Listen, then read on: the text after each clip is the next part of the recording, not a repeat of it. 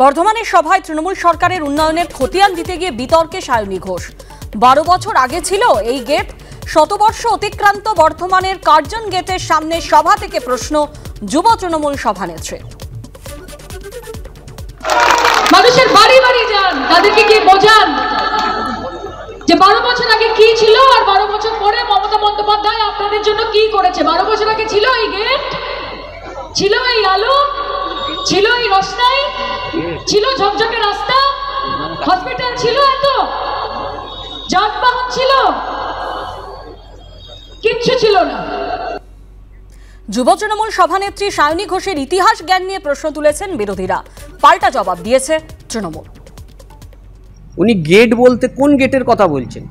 কর্জন গেটটা একটাই তো গেট, তো সেখানে কর্জন গেটের কথা উল্লেখ করে উনি যে কথা বলতে চাইছেন পরিষ্কার বোঝা যাচ্ছে যে উনি বর্ধমান এবং পশ্চিমবাংলা সম্পর্কে কিছুই জানেন না। তাহলে দুদিন পর এসে মুখ্যমন্ত্রী এখানে এসে যদি কোনো একটা কিছু উদ্বোধন করে যান এই কর্জন গেটের কাছাকাছি, তাহলে তো এটাও ওনারা বলতে শুরু করে দেবেন যে কর্জন গেটও আমরা তৈরি করেছি, উদ্বোধন করলাম।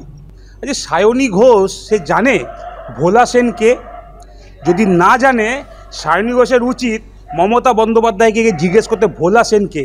ওই গেটের গায়ে এখনও ফলক লাগানো আছে ভোলা সেনের।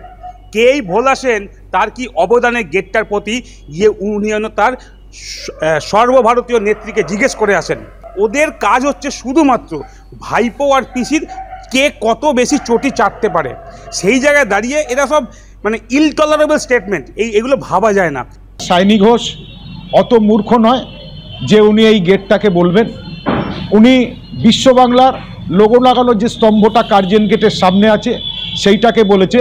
তার সঙ্গে সঙ্গে উনি বলেছেন যে গেটগুলো পশ্চিমবাংলায় নতুন করে করা হয়েছে সেই গেটগুলোর কথা উনি বলেছেন।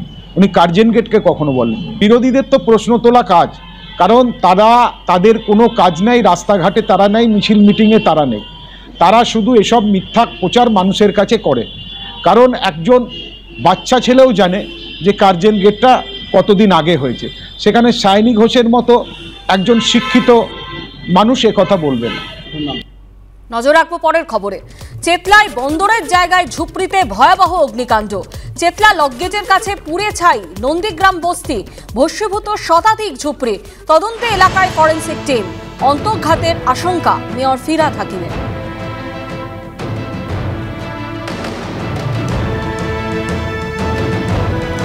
চেতলায় বন্দর জায়গায় ঝুপড়িতে ভয়াবহ অগ্নিকাণ্ড। চেতলা লকগেটের কাছে পুড়ে ছাই নন্দীগ্রাম বস্তি। অন্যদিকে অন্তর্ঘাতের আশঙ্কা করেছেন মেয়র ফিরহাদ হাকিম।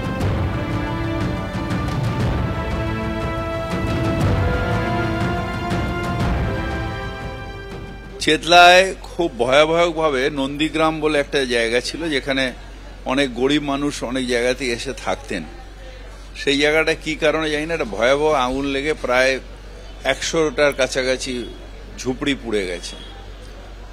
আজকে ফরেনসিক টেস্ট হচ্ছে, কারণটা জানার দরকার আছে। এখন আমরা কনজারভেন্সিকে দিয়ে জায়গাটা পরিষ্কার করে তাদের টিন দিয়ে শেডের ব্যবস্থা করে দেবো। পৌরসভার থেকে পার্মানেন্ট তো ওখানে করা যাবে, পোর্টের জায়গা পার্মানেন্ট তো করা যাবে না, সেটা তো ফরেনসিক বলবে। আমি বলেছি যে ওটা অন্তর্ঘাত নাকি দেখার জন্য। জায়গাটা খালি করানোর জন্য অনেকেই ব্যস্ত হয়ে পড়েছিল, পোর্টে যারা ইন্টারেস্টেড নেওয়ার জন্য। এটা আমরা দেখে নিচ্ছি। গরিব মানুষকে এভাবে উচ্ছেদ করা যায় না। আমরা পাশে আছি এবং কর্পোরেশন থেকে আবার আমরা একটা টেম্পোরারি শেড বানিয়ে দিচ্ছি।